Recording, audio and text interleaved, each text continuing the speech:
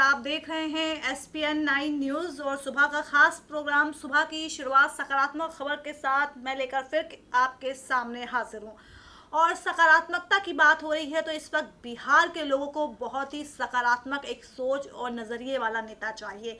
जिस तरह से गुजरात में यूपी बिहार के लोगों को भगाया गया, फिर उसके बाद मध्य प्रदेश के मुख्यमंत्री कमलनाथ ने सत्ता संभालते ही रोजगार के फैसले पर बड़ा कदम उठाया। हालांकि उनके कदम की आलोचना बहुत से लोग कर रहे हों, लेकिन एक दिलेरीपना भी होना चाहिए नेता में, ताकि वो अपने सूबे की आवाम के लिए कुछ ना कुछ कर सके। हालांकि कमलनाथ तो खुद यूपी से हैं, फिर उन्होंने ऐसा क्यों फैसला लिया, फिलहाल बहरहाल इस मुद्दे को भी छोड़ते हैं। लेकिन हाँ, बात करते हैं बिहार की सरजमी को लेकर। जिस तरह से कि बिहार की सरजमी कहा जाता है, उत्तर प्रदेश और बिहार देश के दो सबसे बड़े राज्य हैं और दोनों ही राज्यों का कायाकल्प होने में समय लगेगा, क्योंकि दोनों ही राज्य बहुत बड़े स्तर के हैं। लेकिन जितनी भी पार्टियां आई हैं उन्होंने उत्तर प्रदेश और बिहार को संवारने सजाने की बात कही, लेकिन कहीं ना कहीं दोनों ही प्रदेश अभी भी पिछड़ेपन का शिकार हैं। फिलहाल अगर बिहार की सरजमी को लेकर बात करें तो बीते कल यानी कि जिस तरह से बीजेपी का गठबंधन हुआ बिहार में नीतीश कुमार और एलजेपी के साथ, जिसमें बीजेपी और जेडीयू 17 सीटों पर चुनाव लड़ने के लिए उन्होंने हामी भरी, तो वहीं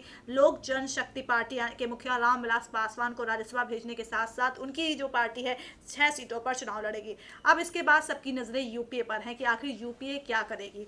लेकिन अब यूपीए क्या करेगी ये तो नहीं कहा जा सकता है, और क्या उसकी रणनीति होगी इस पर भी कुछ खुलासा नहीं हुआ है और कुछ संभावनाएं भी नहीं बन रही हैं। लेकिन हाँ, ये कहा जा सकता है कि अगर बाई इलेक्शन जो बिहार में हुए थे उससे अगर सबक लिया जाए, हालांकि बाई इलेक्शन को हम आम चुनावों से नहीं जोड़ सकते हैं क्योंकि दोनों की तस्वीर बिल्कुल जुदा होती है, लेकिन हाँ कुछ तो कह सकते हैं, क्योंकि जिस तरह से यूपी बिहार के लोगों के साथ सलूक हुआ, अगर उसमें बात की जाए युवा नेताओं की, क्योंकि इस वक्त देश की पृष्ठभूमि पर लगातार युवा नेता जो है हुंकार भर रहे हैं। गुजरात में अल्पेश ठाकुर का जिक्र करें या बात करें जिक्र करें जिग्नेश मेवानी की, या फिर अखिलेश यादव का जिक्र करें, या राहुल गांधी की, सचिन पायलट की बात करें, या ज्योतिरादित्य सिंधिया की बात करें, या फिर बिहार में चले जाए हम तेज प्रताप और तेजस्वी यादव का जिक्र करें, रामविलास पासवान के बेटे चिराग पासवान का जिक्र करें, या फिर दुष्यंत चौटाला का जिक्र करें। मतलब कुल मिलाकर अब कहीं ना कहीं युवाओं की एक फौज तैयार हो रही है, सियासत में दिलचस्पी दिखा रहे हैं, और कहीं ना कहीं देश के लिए एक सकारात्मक है कि अब युवा भी राजनीति में दिलचस्पी ले रहे हैं। लेकिन इस दिलचस्पी का फायदा कितना देश को मिलता है वो सबसे बड़ा सवाल है।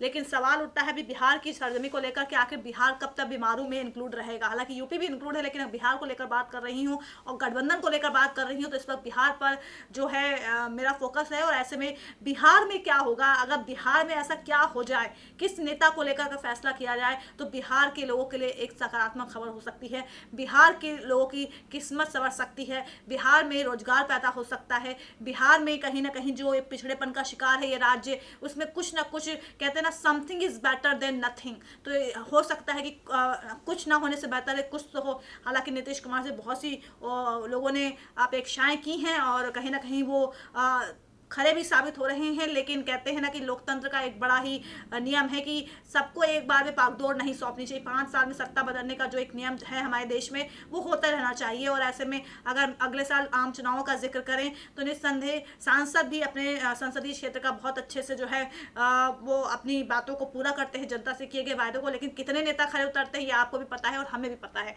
क्योंकि वोट के टाइम तो सब दरवाजे खटखटाते हैं वोटर्स के, लेकिन उसके बाद कहाँ गायब हो जाते हैं, 5 साल तक अता पता नहीं होता है। हालांकि बहुत गिने चुने 1, 2 या 5 से 6 ही नेता हैं जो अपने संसदीय क्षेत्र का दौरा करते रहते हैं, वहाँ के लोगों की मुश्किलें जानते हैं। नहीं तो ऐसे नेता बस ऐसे कमरे में बैठ जाते हैं, यहाँ से राजनीति चमकाते हैं, नहीं तो जाके विदेशी दौरे पे जाके अपनी जिंदगी को एंजॉय करते हैं। लेकिन आम जनता क्या कर रही, जिनसे वोट लेकर वो सांसद और विधायक और नेता और मंत्री बने, उन जनता को भूल जाते हैं।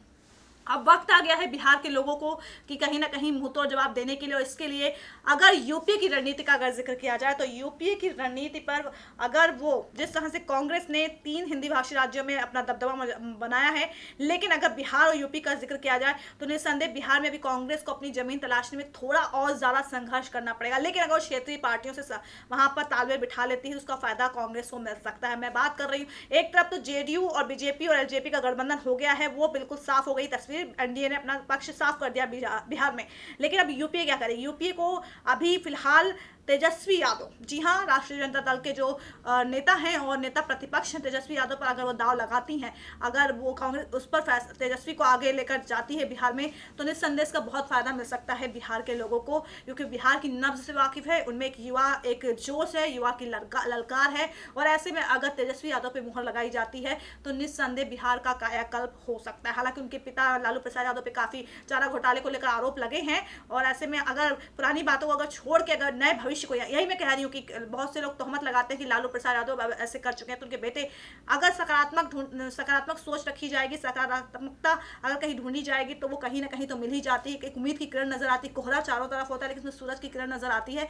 तो वही हो सकता है बिहार में कि तेजस्वी यादव को वो कहीं ना कहीं उम्मीद की किरण मानी जा सकती है। अगर कांग्रेस तेजस्वी यादव का चेहरा आगे लेकर जाती है बिहार में, तो निस्संदेह इसका बहुत फायदा मिल सकता है वहां पर गठबंधन में। लेकिन अभी देखना होगा आरजेडी अकेले चुनाव लड़ती है या फिर कांग्रेस के साथ जाती है, ये भी अपने आप में बहुत बड़ा दिलचस्पी का विषय बना हुआ है। लेकिन कुल मिलाकर अगर तेजस्वी यादव के नाम पर मुहर लगती है, क्योंकि इस सिर्फ लोकसभा के ठीक बाद बिहार में विधानसभा चुनाव है, तो अगर ऐसे में अगर अपना रास्ता खोजना चाहती है कांग्रेस, तो उन्हें कहीं ना कहीं कांग्रेस को आरजेडी से हाथ मिलाना पड़ सकता है। खुद आरजेडी ने भी इसके संकेत दिए, लेकिन क्या होगा ये अभी हम भी नहीं कह सकते। लेकिन हाँ, तेजस्वी यादव को अगर चेहरा बनाती है, अगर तेजस्वी यादव का चेहरा आगे लाया जाता है बिहार में, तो निस्संदेह बिहार का कायाकल्प हो सकता है। तो दर्शकों, आज सकारात्मक खबर में बस इतना ही। कल फिर से आपके सामने लेकर हाजिर होंगी मैं कोई ऐसी खबर जो कि होगी नकारात्मक, लेकिन उसमें कुछ ना कुछ छुपा होगा सकारात्मक। नमस्कार।